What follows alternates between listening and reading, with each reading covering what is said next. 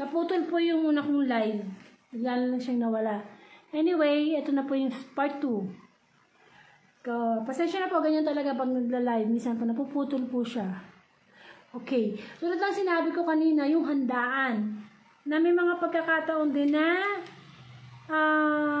hindi pinapansin o ini-snub yung handaan na or yung invitation mismo na ibinibigay sa atin. Kat maaari, huwag natin gagawin yun.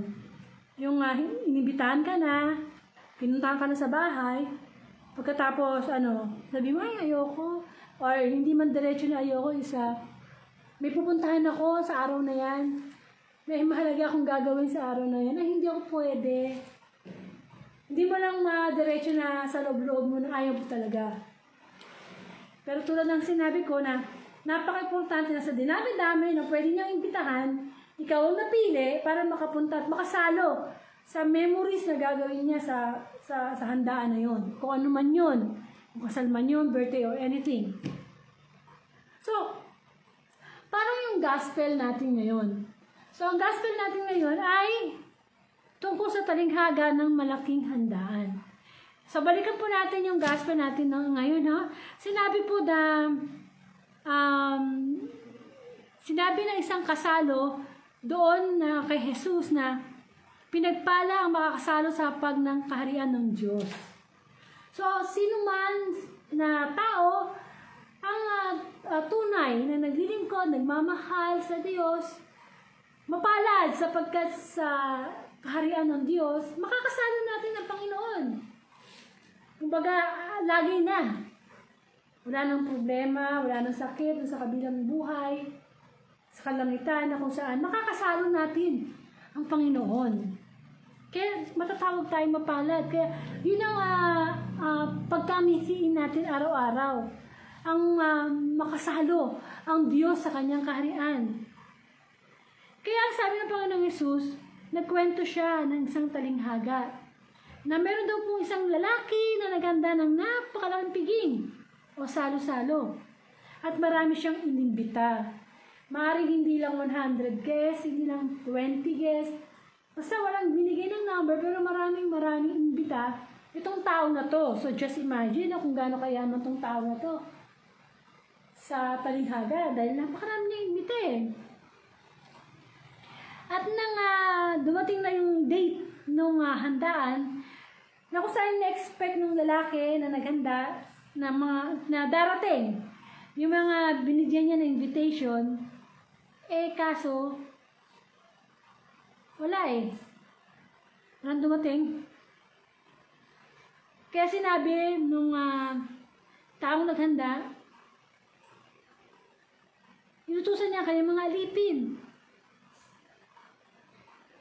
At sabing gano'n, handa na ang lahat, sabi nung may-ari o nung gumawa, nagbuo ng handa na yan, na ready na ang lahat. Handa na yung ganito, handa na yung ganyan. Yung presensya na lang ng bisita ang kanyang hinihintay. Kaso nabigutong lalaking ito. Kumbaga, yung mga inimbitahan niya, maraming reason. Kalimbawa, sinabi ng isa, nagdadahilan, na nakabili daw siya ng bukid at kailangan niya itong puntahan. Kaya nagsabi siya na, I'm sorry I'm sorry. So yung pangalawa naman, nakabili naman siya na magkaparehas na baka na kailangang matesting, yung performance ng bakang ito. At yung pangatlo, sabi niya, ako'y bagong kasal. Kumbaga, ang ibitahan niya ikasal na, pero siya bagong kasal. So, excuse muna. Mag-honeymoon muna sila. Or kung ano muna yung kanilang iintindihin. So, stop muna sila sa pagtanggap ng invitation. Kaya ang nangyari ay bumalik yung alipin at ibinalita sa Panginoon yung mga sagot ng tatlo. So, nagalit yung may-ari. At pinapasabi na doon sa alipin na pumunta kayo sa mga lansangan at makikipot na daan ng lungsod. At isama niyo rito ang mga mahihirap, mga lumpo, mga bulag at mga pilay. So, ang sabi ngayon ng sagot, pagkatapos sinabi ng alipin, Panginoon, nagawa ko na po ang inuutos ninyo, ngunit marami pang bakanteng upuan. So, imagine na lang na yung party na yan, yung handaan na yan, napakadaming upuan. Marami pa lang na bakante. Una sa lahat, hindi pumunta yung mga imbita. Tumawag pa ng mga ibang tao sa lansangan para mapuno. Pero yun, walang nangyari. Kaya kaya sinasabi ko sa inyo, isa man sa mga unang inanyayahan ay hindi makakatikim ng aking handa.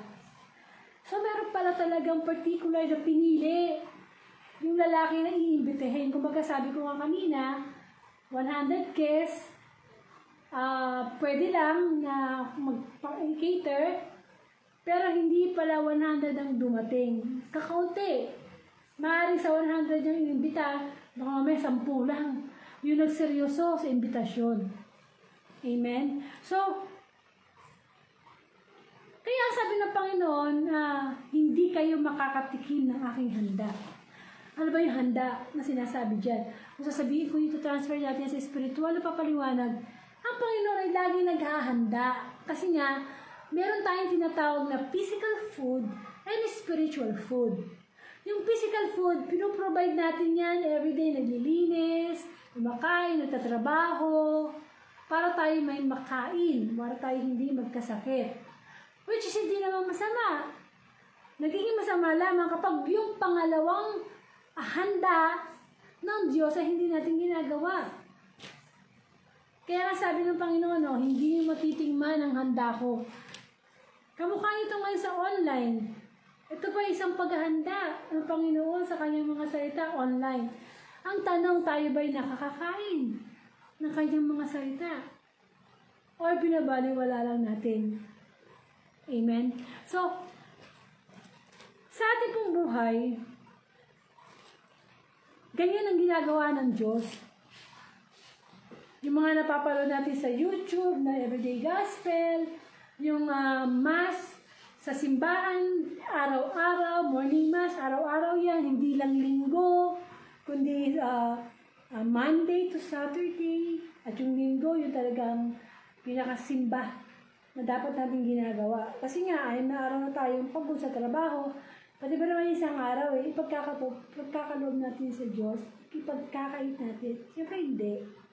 So, tunay nga na ang handaan ay ibinibigay ng Panginoon. Kamukha ngayon, kung nakikinig ka sa Facebook Live na ito na mismo isa sa mga handa ng Lord. Yung marinig mo ang mabuting balita, maisabuhay at maibahagi sa iba. Upang sa ganon, talaga namang magkaroon ng completeness yung ating buhay, na hindi tayo nakukontento na kain lang, ligo, kung ano namang pag-aalaga sa katawan, samantalang nakalimutang alagaan ng Espiritu. Pakainin ng salita ng Panginoon.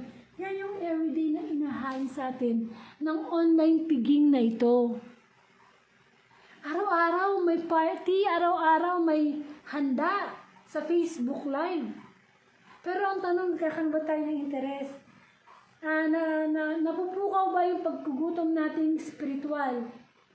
O baka hindi lang tayo interesado sa salita ng Diyos, ang tinuturing natin walang gana, hindi tayo pang pagkain, ayaw kumain, ayaw mabusog sa salita ng Panginoon. Kanya na mga maraming nangyayari sa atin ngayon. Instead of pagka-mithiin ang salita ng Panginoon everyday, nakukontento na ma-provide lang yung kanyang pisikal na pangangailangan. Kailangan ng handa ng Diyos online, through Facebook Live, pinakinggan natin. Kasi, ini-invite tayo Lahat tayo mga makasalanan, merong araw-araw na piging yung Diyos ay inahanda. Upang sa ganun, hindi tayo mapag-iwanan. Hindi tayo mapag-destroy ng kalaban. So, kailangan po talaga at tayo ay nakakarinig ng mabuting balita. Kaya nga lang, pagdating sa salita ng Diyos, marami na tayong excuses. Pag yayayain mong magsimba sa linggo, marami na excuse. Kasi pagod, may pupuntahan.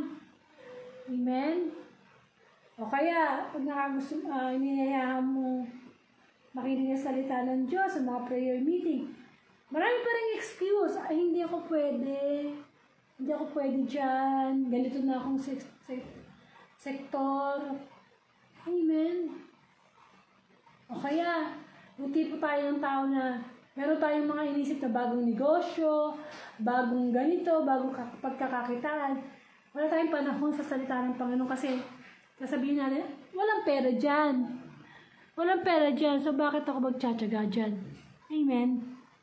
So, ang gusto ng Panginoon, tumigil na tayo sa pag-refuse sa kaligtasan na ino-offer niya sa bawat isa. Dapat yung paghahanda natin, kinasasabikan natin yung naghahanda para sa atin. Di ba pagka yung halimbawa kaibigan mo, ikakasal, syempre excited ka. Ano ba yung tsura niya, makeup niya, tapos nakahanda na yung mga kakainin, yung program. Ganun din tayo sa ating spiritual na pananampalataya sa Diyos. Kailangan maging handa tayo palagi. Kailangan natin isipin na ang Panginoon na hindi nagkukulang. Amen. Kaya na marapat lamang na kapag nandyan yung piging niya online, pakinggan natin kasi mabubuspog ang ating espiritu doon. Kailangan nating ibuksan ang ating spiritual na tenga para malaman at maintindihan ito lamang ang gusto ng Panginoon. Amen? So, sana po pagnilayan natin, nabinian ang ating puso ng salita ng Panginoon na lagi tayong magiging handa sa pananalangin, sa pagkanta, pagpupuri sa Diyos. Kasi naman yun ang mahalaga eh. At nawalagi natin kasabikan ng kanyang salita sapagkat kung marami na tayong problema ngayon, gutom na gutom na. Gutom na gutom na. At tiyak na darating mo yun.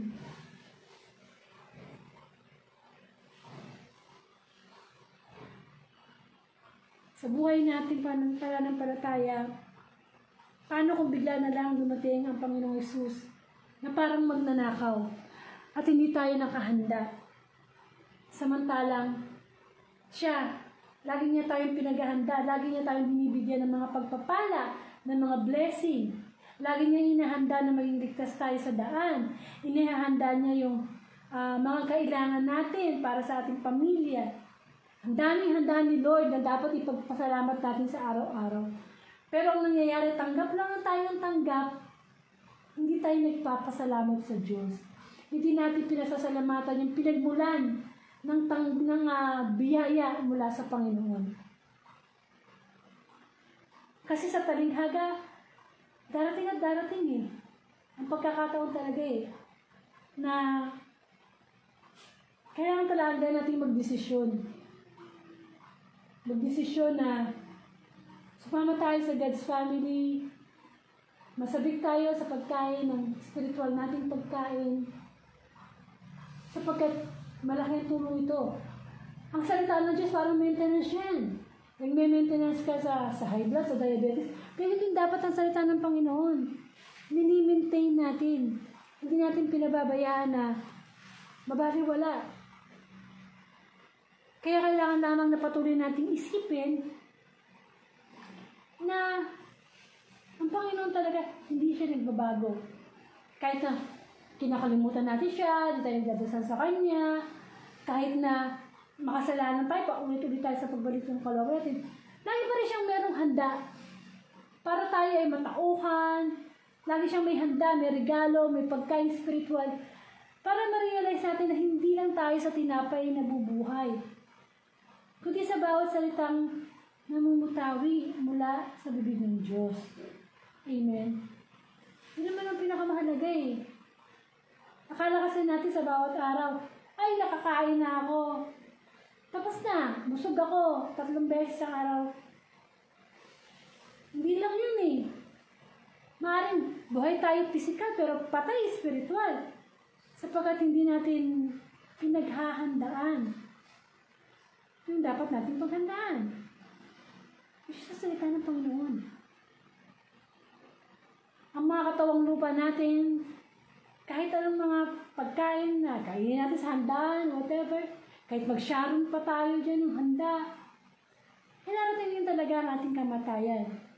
Na kung saan, ang salita pa rin ng Diyos, dapat ang sundin natin. Hindi tayo sumusunod sa kalooban ng Panginoon. Hindi tayo naghahanda. Pagising pa lang sa umaga, may biyaya na si Lord. Yung pagkagising mo sa umaga, sapagkat marami nang hindi nagising, sila natutulog. Kaya pagbulat pa lang ng ating mata, talaga namang, Lord, ang una mong blessing, pinaghandaan mo kaagad ako ha. Mainit-init pang salita ng Panginoon. Mainit-init pang mabuting balita. Hindi yung pagbukas mo ng balita, puro patayan, puro sakuna. Kaya nga mabuting balita. Ito dapat yung lagi natin pinaghahandaan. Kasi inihahanda to sa atin ng Diyos. Sa buhay po natin ngayon, nagpapaalala ang Panginoon Kailan pa? Kailan pa tayo magiging handa? Yung bang tipong pag nandiyan ang Panginoong Hesus, matataranta na tayo? Yung tipong hindi mo na alam, saka ka palang magdadasal, saka palang hihingi ng tawad. Amen? Kailangan lagi tayo kasalo sa malaking piging ng Panginoon. Yung bang may nagsasalita tungkol sa gospel, pero tayo mga nakikinig, nakikisalo tayo, hindi natin iniisnab. Pero pagandang talaga naman, hindi nawawala yung attention natin. Baka mamaya yung pinaghahandaan natin sakit. Dahil sa sobrang bisyo natin ngayon, alak, sigarilyo. Ayan, yung pinaghahandaan natin future natin sakit. O baka naman hanggang ngayon may galit ka pa rin sa kapwa mo. Ayun, anong pinaghahandaan natin? Impyerno? Ang bawat oras ay paghahanda. Sapagkat yung naghanda, darating sa tamang panahon. Kaya dapat dantan tayong busog, dantan tayo na matatag. Para sa ganun mapuno ang langit ng mga nilikha ng Diyos. Paano mapupuno ang langit? Kung lagi natin inisnab ang party, ang invitation ng Diyos. Mahirap pumunta sa langit. Hindi naman lahat ng nagsasabing Lord, Lord pupunta sa Panginoon. Hindi yun lamang sumusunod sa kalooban ng Diyos. Kaya pinagdinilay tayo bawat isa tungkol sa talikhaga ng malaking piging. Consider natin ng malaking piging mismo sa ating buhay. Amen? Kaya may iwan na tanong sa atin ng Panginoon, kasalo na ba tayo sa piging ng Diyos? Mapalad na ba tayo na makasama?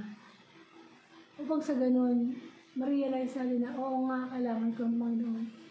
Masyado kong in-overjoy ang aking sarili. Amen.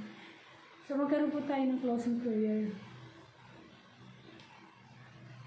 Ama sa langit, muli, maraming salamat po sa pagkakataong ibinigay mo. Upang kami ay magnilay sa iyong mga salita.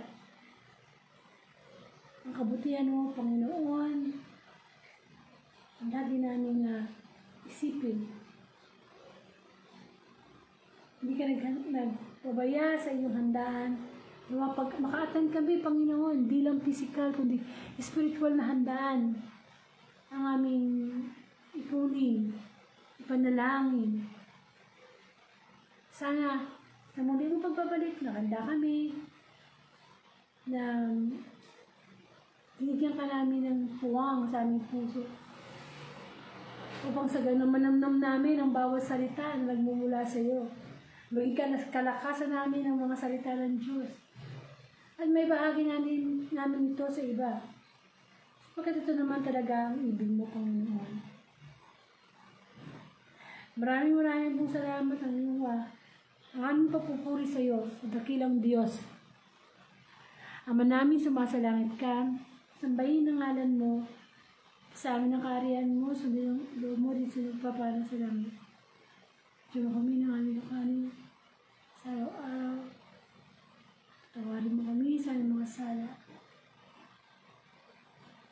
Tawarin namin sa nagkakasala sa amin.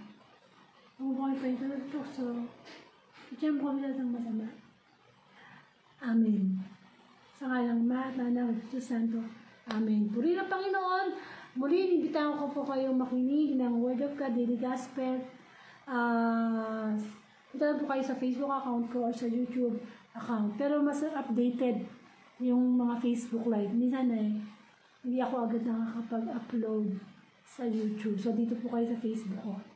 And kung ipagkakalob ng Diyos ang November 8, 2023, muli sama-sama po tayong magnilay, mabinhian, mapakain ng spiritual na pagkain mula sa Panginoon.